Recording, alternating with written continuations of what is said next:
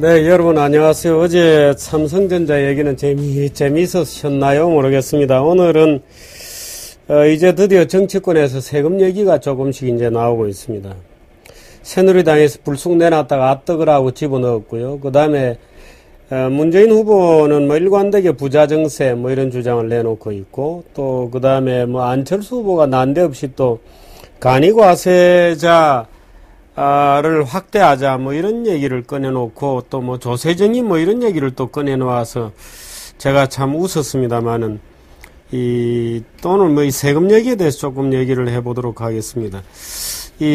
안철수 후보 측에서 내놓은 이제 뭐 자영업자 대책이다. 아마 세금 정책이라고 내놓은 건 아닌 것 같고, 자영업자들을 어떻게 지원할 방법이 있겠는가 하고 이제 고민을 하다가 떡이라고 내놓은 이제 소위 포퓰리즘 법안 중에 하나가 간이과세자를 확대하자는 이제 이런 주장을 내놓았습니다. 근데 이 간이과세제 그러면 아마 정규제 TV를 보는 대부분의 분들은 잘 모르고 아마 일부 분들이 이제 아실 수도 있고, 그런데 기본적으로 이제 이 자영업을 하는 영세 자영업자들이 주로 해당이 되는 그런 얘기들입니다.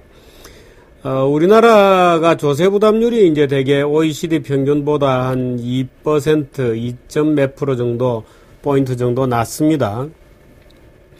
그래서 이제 대부분이 이제 우리나라는 조세 부담률이 낮으니까 부자들이 세금을 더 내라 이렇게 얘기하는 것은 완전히 번지수를 잘못 찾은 거죠. 우리나라가 조세 부담률이 낮은 것은 부자들이 적게 내기 때문이 아니고 기본적으로 부가세가 낮기 때문에 그렇습니다. 부가세에 대해서는 그제 이제 쭉 표도 보여드리고, 한국이 부가세 10%, 일본이 5%, 스웨덴 25% 뭐 이런 얘기를 쭉 들려드렸잖아요.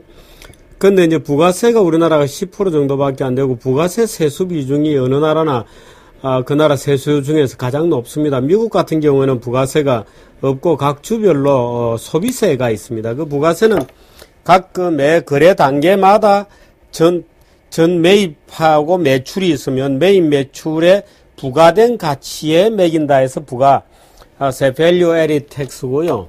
그 value added 된 value에 세금을 매긴다 이런 거지요.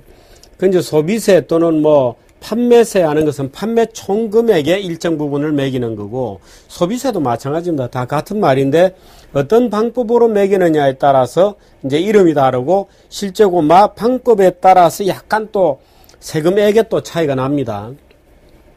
이제 세금은 사실 우리나라가 어느 나라가 세율이 몇 프로다 하고 비교할 때 실제로 그 나라에 가서 살아서, 우리나라도 마찬가지인데 우리나라가 예를 들어 소득세율이 몇 프로다 이렇게 얘기할 때 실제로 그 소득세율이 몇 프로다 뭐 부가세율이 몇 프로다고 할 때 실제로 세는 내금이 얼마냐, 실효가 어느 정도 되고 평균 실효세율은 어느 정도 된다 하더라도 또 실제로 개개 케이스마다 따져 들어가면 실제 부담하는 케이스들은 천양지차고 그렇습니다. 그래서 이 세금 제도에 대해서는 국제비교 이런 거 할 때 굉장히 조심해서 비교를 해야 됩니다.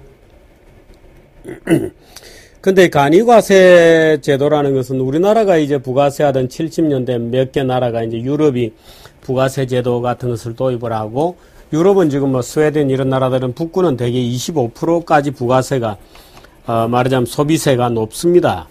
그런데 우리나라 같은 경우는 이제 10% 당시 부가세를 도입할 때 박정희 대통령이 총을 맞을 정도로 이 조세저항이 컸다고 하는 것은 제가 진적이 말씀드렸는데요. 그 당시 이제 영세상인들이 문제였습니다. 영세상인들은 부가세라는 것은 자기가 물건을 예를 들어 식당이다 그러면 이제 각종 원료를 사올 때 영수증이 있을 거 아니에요? 하고 팔았던 영수증이 있잖아요. 그 세금 계산서들이 양쪽 다. 그 팔은 원료 사들인 거와 판 매출액의 차이를 부가가치액이다 이렇게 보는 겁니다. 그 부가가치액에다가 10%를 매긴다. 그리고 자기가 예를 들어서 매입세액을 다 이제 공제해주기 때문에 매 단계마다 이렇게 내는 것은 아니고, 사실상 또 엄밀하게 예를 들어 자기가 냈던 세금은 그 전 단계에서 빼주고 뭐 이런 게 있어서 사실은 최종 단계의 부가가치액에만 세금을 매기는 거하고 똑같습니다. 그래서 근데 이제 다만 매기는 방법들이 차이가 나서 실제 세수에는 여러 가지 차이가 나는 거죠. 근데 아주 영세 사업자들은 기본적으로 영수증도 없고 야, 뭐, 5천원짜리, 만원짜리 파는데, 아니, 뭐, 지금으로, 그 당시로는 뭐, 훨씬 낮았지만, 예를 들어 3천원짜리, 4천원짜리 김치찌개 파는데, 그 돈 주고 영수증 받고 이렇게 안 하거든요. 지금은 물론 이제 카드를 많이 사용을 하게 되었습니다만은, 또 이제 재래식 시장에 가서 물건 사는데 무슨 영수증이 있고 그렇지 않잖아요. 세금 계산서 끊어주고 이런 게 없었기 때문에, 지금도 그렇고, 그래서 그런 분들에게는 아예 세금 계산서를 떼는 의무를 면제해주고, 부가세 제도로 하려면 매 이제 제품이 부과되는 단계의 부가가치액이 얼마인지를 우선 알아야 되지만, 그 부가가치액을 알 방법이 없고, 또 영세 사업자들이 예를 들어서 뭐 조그만 식당 하는 아주머니들이 그거 뭐 모르잖아요. 그래서 부가세 과세 특례자 뭐 이런 이름을 만들어서 아예 그런 사람은 빼주고 세금 내는 데서, 그 다음에 이제 이 간이과세자라는 게 있습니다. 간이과세자는 예를 들어서 매출액이 4,800만원 연 매출액입니다. 4,800만원 미만인 경우에도 뭐 4,800만원짜리 조그만 매출에 뭐 세금 계산서 발급하는 기계 갖다 놓고 뭐 카드 끊는 기계 갖다 놓고 뭐 그것도 캐시어가 따로 있는 것도 아니고 복잡하고 하니까 4,800만원 하면 한 달에 매출액이 400만원이잖아요. 매출액 400만원이면은 여기서 이익이 얼마나 나겠는가? 매출액의 절반이 이익이 남아도 한 달에 200만원짜리 사업인데, 이런 분들에게 굳이 부가세를 내라고 복잡하게 세금 계산서 떼고 뭐 영수증 처리하는 금전 등록기 갖다 놓고 이렇게 하기에는 너무 부담이 된다. 그러니까 아예 4,800만원 이하인 사람은 신고를 하고, 신고를 할 때 그냥 나는 간이과세자라고 신고를 하면 업종에 따라서 1.5에서 4% 정도의 낮은 세율의 세금만 내면 땡이다 하고 특혜를 주는 겁니다. 사실은 이 특혜를 만일에 우리가 일반적으로 보면 이 특혜가 뭐 한 달 매출에 400만원짜리 매출을 가지고 거기서 이익이 얼마나 난다고 우리가 세금을 긋겠느냐 이렇게 생각할 수도 있지만, 실제로 자영업은 그렇지 않습니다. 자영업이라는 것은 우리 월급쟁이하고는 전혀 달라서 어떻든 세금, 또 부가세라는 것은 매입할 때 냈던 세금을 매출에서 다 빼주거든요. 그래서 실제 업자가 부담하는 것은 아닙니다. 어떻게 보면. 그래서 부가세는 예를 들어서 그 업자가 벌은 돈에서 얼마의 법인소득세를 낸다 이런 개념하고는 다른 개념입니다. 법인세하고는 완전히 다르죠. 유통 과정에서의 부가세이기 때문에 부가세는 이제 차례차례 마지막 귀착 단계로 이제 귀착이 되어 가는 것입니다. 그런데 실제로 이제 뭐 불투명한 거래가 많고 암거래가 많고 소위 세금을 내지 않는, 세금 계산서를 끊지 않는 거래가 광범위하게 많이 있습니다. 바로 그것 때문에 이제 우리 사회 지하 경제가 얼마냐 이제 이런 얘기를 하고 하는 것이죠. 예를 들어서 배추를 10단을 샀다. 근데 뭐 5단만 샀다 하고 5단은 뒤로 거래하고 그렇게 하면 서로가 좋으니까 세금 안 내니까요. 말하자면 그런 식으로 해서 매출이 급격하게 줄어들게 돼 있죠. 업자들이 신고하는 매출액이라는 것은. 그러니까 예를 들어서 우리가 뭐 먹을 때 카드로 끄는 거 아니고는 그 말하자면 매출액을 증빙할 자료도 없고, 그렇다고 그 매출액을 조그만 가게에 와서 비싼 공무원들이 와가지고 일일이 문에 지키고 서가지고 일일이 손님 수가 모든 점포에 손님 수가 얼마다 몇 명이다 곱하기 몇 그릇을 팔았다고 다 조사하기에는 조사 비용이 더 들죠. 그러니까 그냥 적당히 조금만 내시오 하고 부가세 뭐 1.5에서 한 4% 정도만 부가세를 내세요 하고 아예 면제해 주는 겁니다. 지금 현재 부가세를 내는 사람은 사업자가 몇 명이나 되냐? 법인이 53만 명 정도 되고요. 10%입니다. 그러니까 전체 부가세를 내는 업자는 법인을 포함해서 자영업자들까지 다 포함해서 한 530여만 명 정도 되죠. 523만 명입니다. 작년 현재입니다. 요즘 자영업자가 많이 생겼다고 하니까 좀 더 될 거예요. 550만 명 정도 되는데 그 중에서 10%가 법인들입니다. 법인에 예를 들어서 영업이 적자를 보더라도 법인세는 내야 되거든요. 그 다음에 일반 과세자, 예를 들어서 뭐 식당, 좀 큰 식당의 주인이다. 뭐 그게 한 287만 5천 명 정도 돼요. 그 다음에 과세자가 182만 5천 명입니다. 만일에 우리나라의 어떤 대통령이 후보가 자, 모든 일반 과세자 10%씩 내는 부가가치세 내는 자영업자 여러분, 내가 대통령이 되면 전부 간이과세자로 만들어 주겠습니다. 이러면은 아주 솔깃하잖아요.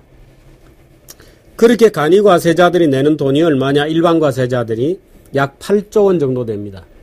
8조 원 깎아주겠습니다 하면 아마도 그 287만 명이 그 후보를 찍어줄 가능성이 있겠죠. 지금 안철수가 거짓을 하자는 겁니다. 간이과세자를 4,800만 원에서 기준을 그동안에 물가도 오르고 했으니까 9,600만 원으로 늘려줍시다. 그러니까 매출액 1억 원 정도까지는 봐줍시다. 근데 그게 진짜 매출일까요? 어떻게 생각하세요? 지금 우리나라 복지제도가 잘 안 돌아가고 전달 체계가 엉망이고 받을 사람은 못 받아야 될 사람은 못 받고 못 받아야 될 안 받아도 될 사람이 받는다. 뭐 복지 기초노령연금 타면서 타워팰리스 타고 살고 벤츠 끌고 다니고 이런다 하고 얘기가 나오는 것들이 우리나라의 지금 통계가 전부 허술하고 세금이 잘 안 거치고 하는 이유 중에 하나가 대표적인 게 자영업자들의 블랙 마켓입니다. 물론 이 자영업자 중에서는 굉장히 힘들고 정말 골목 상권에서 고생하는 사람들도 많지만 그래도 월급쟁이보다는 낫다 하는 얘기도 있습니다. 그래도 월급쟁이보다는 낫다. 자기 점포 가지고 일하는 사람이 자기 점포 가지고 하는 사람이 힘들다고 해도 그래도 월급쟁이보다는 낫다. 물론 거기서 또 도태되고 하는 분들도 많죠. 그 세상은 복잡하니까. 자영업자 중에서는 예를 들어서 뭐 성형외과 의사 몇 억씩 몇십억씩 버는 사람들도 많습니다. 뭐 변호사 뭐 어마어마하게 벌죠. 우리나라 신고되는데 변호사가 한 달에 200만 원도 못 번다 이렇게 신고한 변호사도 많아요. 왜? 증빙이 없다. 이거. 증빙이 없다. 내 다 현찰로 받고 했다. 내가 한 달에 150만 원 받았다. 벌 수익이. 이런 변호사 수입 내 150만 원 받았다고 수입한 신고한 변호사들도 많아요. 그러나 그 세금 받으려면 국세청 직원이 가서 그 변호사가 매번 밥 먹을 때마다 쫓아다니고 고객들하고 얘기할 때마다 쫓아다니고 온 그 고객의 통장을 다 뒤져야 되고 그래야 돈이 얼마씩 돈이 지급되었다는 것을 알잖아요. 그 비용이 어마어마하게 들거든요. 그놈한테서 받을 돈보다 그 비용이 더 든단 말이죠. 그래서 못 걷고 있는 거죠. 혐의는 가지만. 근데 그런 사람들이 굉장히 많아서 안 그래도 탈세가 광범위한데 매출액 1억 가까이 9,600만 원까지는 세금을 적게 내도 좋다라고 하면 2억, 3억, 4억, 5억짜리들도 전부 어떻든 9,600만 원 밑으로 만드는 거죠. 어떻게 만드는 줄 아세요? 성형수술하러 갔다 1,000만 원이다. 현찰로 하면 800만 원 해줄 테니까 800만 원 현찰로 하시죠. 세금을 안 내는 겁니다. 아예. 그런데 거기에 있는 간호원, 뭐 간호조무사, 뭐 많을 거 아니에요. 비정규직도 많고. 이 사람들에 대한 복지가 왜 안 되냐? 자료가 없는 겁니다. 자료가 없는 겁니다. 그래서 우리나라 복지제도가 받을 놈은 정작 받아야 될 사람은 못 받고 안 받아도 될 놈은 받고 하는 이유가 그래서 복지 전달 체계가 엉망진창인 이유가 우리나라가 과도하게 높은 말하자면 불투명한 영역, 그레이존들이 많아서 여기서 다 빼먹고 통계가 없다. 근데 안철수 간이과세자 확대를 하면 지금 간이과세자가 전체 부가세를 내는 사람이 아까 23만 명이라 그랬잖아요. 그 중에서 법인이 53만 명, 지금 성실하게 일반과세자로 되어 있는 사람이 287만 명, 간이과세자가 지금 182만 명입니다. 만일에 간이과세 기준을 4,800만에서 9,600만 원으로 늘리면 얼마 정도 될 것 같아요? 지금 간이과세자가 내는 세금이 740억이거든요. 그리고 일반과세자, 법인이 뭐 거의 절대액을 냅니다. 40조 이상을 내고요. 전체 50조 중에. 그 다음에 일반과세자가 약 8조 원 정도를 내고 간이과세자가 낮은 세율로 내는 게 740억 원인데 그럼 8조 일반과세자가 내는 것 중에서 7,600만 원으로 올리는 순간에 거기에 해당하는 숫자가 있을 거 아니에요. 그것을 대개 이 안철수 쪽에서는 추정을 해서 한 9천억 정도 세수가 줄지 않겠는가. 그러니까 전체 8조 중에 한 10% 정도. 근데 그렇지 않습니다. 실제로 하게 되면 실제 자기 진짜 매출은 9,600만 원이 아니고 진짜 매출은 3억, 4억, 5억인데 매출을 계속 죽일 유인이 커지죠. 왜? 세금이 확 낮아지니까. 그래서 결사적으로 그레이 마켓, 블랙 마켓으로 뛰어들어서 폭발하는 겁니다. 탈세의 영역이. 지금 이거를 안철수 캠프에서 선거 공약으로 내놨어요. 어떻게 생각하십니까? 국민을 전부 탈세시키려고 하겠다는 것도 아니고 어떻게 했으면 좋겠어요?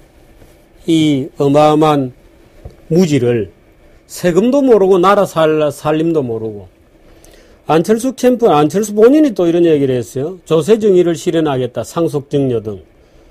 아니 정여세 안 낸 것은 안철수 본인이잖아요. 할아버지한테 집 받았다면서요. 양도세 안 낸 건 안철수 본인이죠. 딱지 거래하고 다운계약서 써서 양도세 탈루했잖아요. 말이나 안 하면 가만히나 있죠. 말이나 안 하면. 조세정의 상속세요. 상속세에 대해서는 제가 여러분들에게 설명을 드렸잖아요. 우리나라 지금 상속세 50%입니다. 대기업 경영권이 달려있는 주식 상속세는 65%입니다. 그러면 한 세대마다 거의 기업을 키워서 국가 헌납해야 돼요. 상속세는 무슨 뜻이냐면 어떤 개인이 열심히 일해서 먹을 거 줄이고 사채할 거 안 하고 나쁜 짓 할 거 안 하고 알뜰살뜰하게 모아서 자식에게 참 못난 자식에게 조금 물려준 거 그거를 국가에서 들어서 왕창 떼가는 겁니다. 지금도 50%나 국가에서 강탈하고 있는 거예요. 더군다나 그 대기업 경영권이 걸려있는 65%의 주식을 국가에서 65%를 강탈해 가버리는 겁니다. 국가에서. 상속세는 정의로운 세금이 아니에요.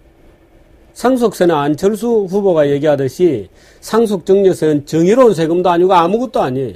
그래서 스웨덴 같은 나라는 상속세를 없애버린 겁니다. 아예. 핀란드도 없애버리고 많은 나라들이 상속세를 없앤 거라면 그 나라 사람들은 조세정의도 모르고 정의감이 없어서 없애는 겁니까? 아니죠. 오히려 상속세는 상속세율이 높아지는 만큼 말하자면 벌 주는 거거든요. 평생의 근검절약과 노력과 저축을 벌 주는 것이기 때문에 상속세는 오히려 부정의한 세금이라는 겁니다. 부정의한 세금이다. 부의 대물림이라는 측면에서 보면 정의로운 세금 같지만 그 사람 본인의 근검전략과 저축과 평생의 노력을 국가에서 상중을 주지는 못할 망정 박탈해 간다. 절반을 그것도. 기업 주식에 대해서는 65%를 거의 대부분을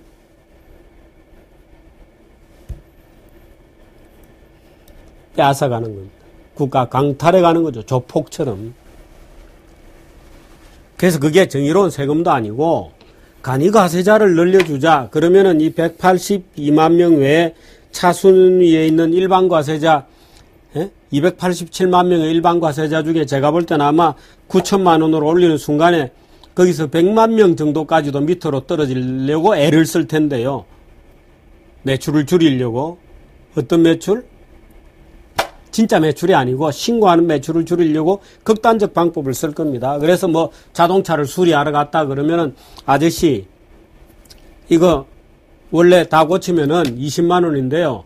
15만 원 해드릴 테니까 현찰로 주면 15만 원 해드리겠다. 그것만 높이는 거죠. 그거 다 빠지는 겁니다. 매출에서.